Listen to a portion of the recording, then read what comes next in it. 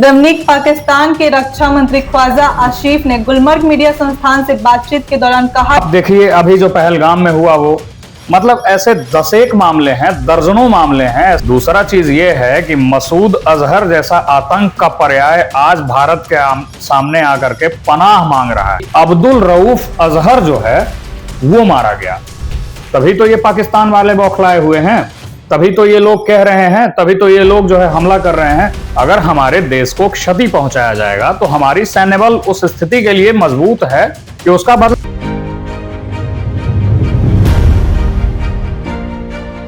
पहले पहलगाम हमला, फिर मिशन सिंदूर, वर्ल्ड पॉलिटिक्स में गहमा-गहमी, पाकिस्तान के फर्जी दावे, ख्वाजा आसिफ के बयान, इन सारे विषयों पे जरूरी है तथ्यों का सत्यापन। वॉच न्यूज के special segment the dark discussion में आपका स्वागत है। मेरा नाम है प्रिया सिंह और हमारे साथ मौजूद है हमारे सहयोगी रमनीक राज। आइए उनसे कुछ खास बातचीत करें। रमनीक, पाकिस्तान के रक्षा मंत्री ख्वाजा आसिफ ने गुलमर्ग मीडिया संस्थान से बातचीत के दौरान कहा कि अगर भारत हम पे हमला करना छोड़ दे तो हम भी उन पे हमला नहीं करेंगे। इस बात में कितना सच्चाई है? देखिए, पाकिस्तान हमेशा से लोगों को डेविएट करने के लिए जाना जाता रहा है। वो हमेशा से इस बात पे अग्री नहीं करता है कि हम आतंकवादी मुल्क हैं। वो कभी इस बात को एक्सेप्ट नहीं किया है। वो हमेशा से कहता है कि हमारी लड़ाई आतंकवाद के खिलाफ है, जो कि खुद में ही हास्यात्मक है। एक हास्यात्मक विषय है ये, सरकाज़म से ज़्यादा और कुछ है नहीं।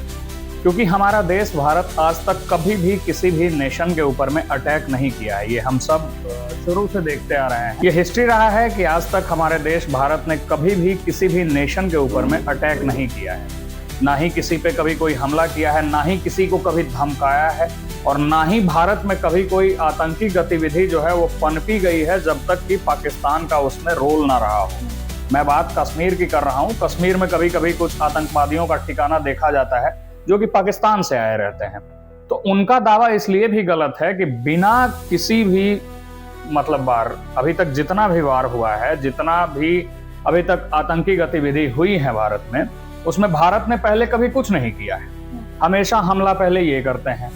आप देखिए, पहले उरी का मामला देखिए, पठानकोट देखिए, मतलब जिस तरह का भी घटना होते, पुलवामा अटैक आप देखिए अभी जो पहलगाम में हुआ वो मतलब ऐसे दसेक मामले हैं, दर्जनों मामले हैं ऐसे, मतलब सैकड़ों घटना ऐसे हुए हैं जिसमें कि वो नाकाम साबित हुए हैं हमारे सैन्य बल के द्वारा ऐसा किसी घटना को अंजाम देते हुए। और दर्जनों घटना ऐसा हुआ है जो कि उन्होंने पहले किया है और करवाया है। अब हम बात करते हैं कि ख्वाजा आसिफ ने जो बयान दिया है कि अगर भारत हमला करना छोड़ दे तो हम हमला करना छोड़ देंगे। तो भाई साहब, आपको ये संदेश है कि हमारे यहाँ से कोई हमला नहीं हुआ है। पहले आपके देश से आकर के, आपके मुल्क के आतंकवादियों ने हमारे पहलगाम में आकर के आतंकी घटना को अंजाम दिया। ये पहला बार हुआ है हिस्ट्री में। मतलब हमको लगता है कि विश्व में इक्का दुक्का ऐसा घटना होगा जहां कि धर्म के आधार पर इतना विध्वंस नरसंहार हुआ है कि मतलब लोगों से पैंट उतरवा करके उनका धर्म जानने का कोशिश कर करके उनको नृशंस तरीके से मारा गया है, कलमा पढ़वाया गया है।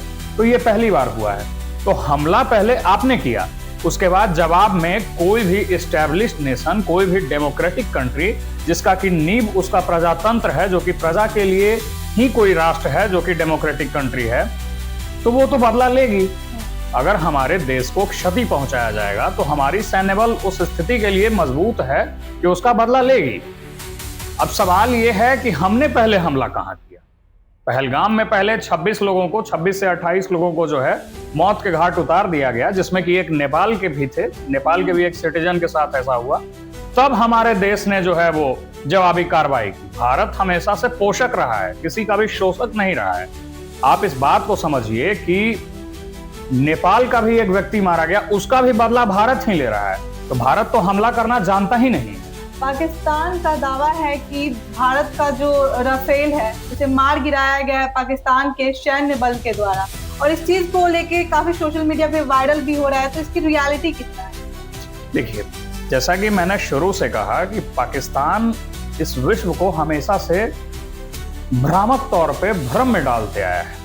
तो अब उनका कहना है, उनके मीडिया हाउसेज का ये कहना है कि भारत के जब मतलब भारत के तरफ से जब मिशन सिंदूर को अंजाम दिया जा रहा था तो उनके द्वारा एक राफेल को गिराया गया है सोशल मीडिया पे। जैसा कि आपने कहा कि एक फोटो बड़ा वायरल हो रहा है Pakistani media houses, Pakistani channels के द्वारा। तो उसका रियलिटी ये है कि वो जो फोटो वायरल किया जा रहा है वो भारत के पंजाब का फोटो है, जहां एक जेट के क्रैश का वो फोटो उठा करके और सब लोग कह रहा है कि भारत के राफेल को मार दिए। एक और फोटो जो है वो वायरल किया जा रहा है, वो मध्य प्रदेश का फोटो है।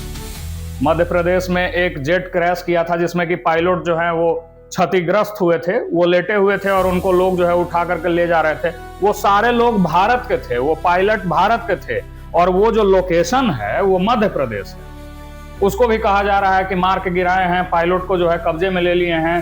3 सैन्य बल के भारतीय जवानों को हम लोग जो है कैदी बना लिए हैं। तो तीनों जवान का नाम जो है उसको मीडिया के सामने लाइए ना, आप वर्ल्ड मीडिया के सामने तीनों जवान का नाम लाइए कि किन 3 जवानों को आपने बंधक बना लिया है। आप लड़ाई में, काउंटर वार में हमारे सामने कहीं नहीं। पाकिस्तान की ये रियलिटी है कि हमसे जब भी युद्ध हुआ है वो हारते आए हैं, उनकी नियति भी हार है। आप देखिए कि क्रिकेट में भी वो आज तक हमसे नहीं जीत पाए हैं कभी, और वार तो खैर वो क्या ही जीतेंगे। उनके लिए तो भारत का हमको लगता है कि एक राज्य भर काफी है।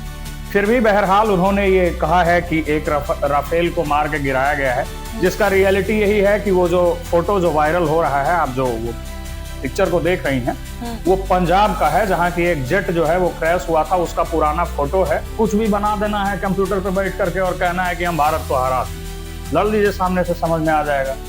रवनीक, भारत सरकार का दावा है कि 9 से 12 ठिकानों पे पाकिस्तान पे हमला हुआ है मिशन सिंदूर के तहत। तो क्या लग रहा है कितना क्षति पहुंचा होगा? अनडाउटेडली बहुत बड़ी क्षति हुई है। वहां से जो फुटेज सामने आ रहा है उससे ये क्लियर हो रहा है कि कितनी बड़ी क्षति हुई है। दूसरा चीज ये है कि मसूद अजहर जैसा आतंक का पर्याय आज भारत के सामने आकर के पनाह मांग रहा है। जो निर्दोष लोगों को मारता था, जो ब्लास्ट करवाता था, आतंकी हमले होते थे, वो मसूद अजहर आज घुटनों पे है। मसूद अजहर आकर के कह रहा है कि काश मैं भी उस हमले में मारा गया होता। सोचिए कि उसकी कितनी कमर टूट गई है, दर्जनों लोग उसके मारे गए हैं, 4 गुर्गे उसके मारे गए हैं। तो सोचिए कि ये कितना बड़ा जो है उसको क्षति हुआ है। पाकिस्तान ने बौखला करके मूंछ पे क्यों किया? मूंछ में जो हमला हुआ जिसमें 15 भारतीयों को मारे जाने का खबर सामने आ रहा है, वो क्यों हुआ? अगर पाकिस्तान को क्षति नहीं होता, वो लोग जो फ्लेक्स कर रहे हैं तो उनको कोई क्षति नहीं हुई है, तो इतना बौखला करके हमला क्यों करते? पहला चीज ये है। दूसरा ये है कि मसूद अजहर आज घुटने पे आ गया है और लश्कर तैयबा जिसने ये दावा किया था, जिसने ये जिम्मेदारी ली थी कि पहलगाम जो हमला हुआ है वो लश्कर तैयबा ने करवाया है, उसने ये जिम्मेदारी ली थी। आज उसकी स्थिति देखिए, पनाह मांगा जा रहा है। 90 से 100 के आसपास आतंकी मारे गए हैं, निर्दोष नहीं, सैन्य बल नहीं, पाकिस्तान आर्मी नहीं। कौन मारे गए हैं? आतंकी। वैसे लोग जो जाकर के किसी और को डिस्टर्ब करते हैं, किसी भी पीसफुल नेशन को डिस्टर्ब करने का कोशिश करते हैं, वैसे लोगों को मारा गया है।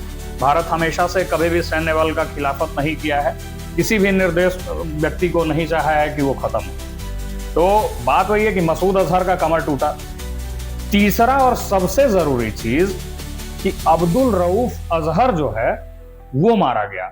वो अब्दुल रऊफ अजहर, आप लोगों को ध्यान होगा कि IC-814 गांधार में जो प्लेन हाईजैक हुआ था, जिसके ऊपर की मूवी भी बनी थी, बतेरो फुटेज हैं, कई एक डॉक्यूमेंट्रीज बनी है, वो IC-814 गांधार हाईजैक का जो मास्टरमाइंड था अब्दुल रऊफ अजहर, वो मारा गया। अब सोचिए कि ये भारत की कितनी बड़ी जीत है। भारत के नागरिकों को जो हाईजैक किया था, जो भारत सरकार से चाह रहा था कि भारत सरकार नेगोशिएशन करे, कैदियों को छोड़े, उनके मंसूबों को माने, उनको पैसे दे, वो अब्दुल रऊफ अजहर मारा गया।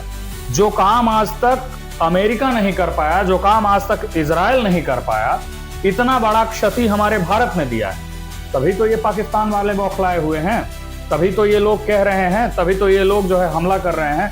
वरना हम अगर आपका कुछ नहीं बिगाड़े तो आपको, खैर इनका मंसूबा शुरू से रहा है किसी भी पीसफुल नेशन को डिस्टर्ब करने का, तो ये वैसे भी कभी कभी जो है आतंकी घटना को अंजाम दिलवा देते हैं। कभी कभी ऐसा होता है कि ये लोग सीज फायर का उल्लंघन करते रहते हैं। आप देख रहे थे वॉच न्यूज के special segment the dark discussion. फिलहाल के लिए इतना ही। आई खबरों के लिए बने रहे, देखते रहे वॉच न्यूज। धन्यवाद।